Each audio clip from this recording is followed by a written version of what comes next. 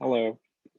Today we will speak about the process of growth in the psyche, in the soul, and the grief associated with it. I have always been a big fan of growth and change, surprises, and unfoldment. And it's only been very recent understanding for me that there's a dialectic between the growth and the grief. Every time we are at that frontier, at that edge where our identity is shifting, we are turning from something we were in the past and becoming something new. Tibetans have a word called bardo to describe this in between stage. In biology, this is liminal stage, a stage which has captured the imagination with the metaphor of the butterfly and the caterpillar, a sense of metamorphosis that's happening inside until it suddenly pops out. And in our world, we are big fans of growth, be that in business or be that in individual. But at the same time, we are very, very reluctant to address the other side of growth, which is the letting go of the past self. It is the letting go of the previous identity. And that process is often carried out in a relatively less graceful manner. I notice, especially in the Western industrial societies, there are no formulated rites of passage or rituals which can help honor the transition and honor the journey of the past self, which is now being gracefully let go of like an old skin, as opposed to being cut off and thrown away. So there's an element of gracefulness in this dialectic. And more, I'm starting to sense that the growth constraint, often for an individual, can at some point become the accumulation of the past identities, which have not really been fully metabolized and grieved over and gracefully let go of. And so if we just continue to either ignore or suppress or deny their meaningfulness, we end up in a state of hedonistic materialism where the past has pretty much no value and becomes irrelevant. And the future is the only thing that we are moving toward, which often also indicates an underlying anxiety, which is orienting the attention towards the future. And at the same time, a fear of possibly grieving or suppressing the grieving in the form of depression, which is oriented towards the past. So if there's a deep fear of being in the low state for the psyche, then it will do all it can to move as fast as possible into the future.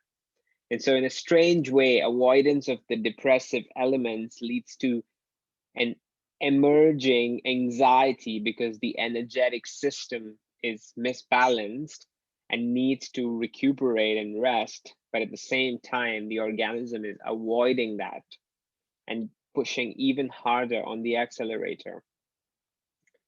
And so, in a funny way, anxiety often has unprocessed depression in the background. And so, someone seeking towards growth over and over may actually have a sense of running away from some form of a past, or may actually have a sense of unprocessed past selves that have been grown out of. At the same time, if one has a tendency to cling to the past self, then one is resisting the life's process of continual growth, where there is an impulse, the creative impulse to continually evolve outward and get broader and broader through the unfoldment of life. So to summarize, I think it's not a unitary process of just growing, but it's a balance and a dialectic between the process of growth and grief, and the more skillfully we are able to dance between the dialectic, the more the spectrum can expand, and we end up having access to the range of higher and higher elements on both directions. Thus opening the heart and embracing the entirety of life. So with that as the context, I wanted to share a piece of poetry from David Whyte, which has deeply touched me and reminds me of this edge that we often come to in the process of growing and in the process of becoming something while leaving something or someone behind. It's from his poem Thor-Anu, and is describing a vision of being at the edge of a mountain cliff, looking at the sea.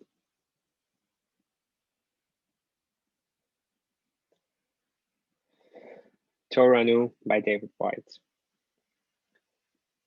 You did not know you had come to meet the ocean, thinking the cliff edge had everything you needed. You did not know you had come to meet the ocean, thinking the cliff edge had everything you would need.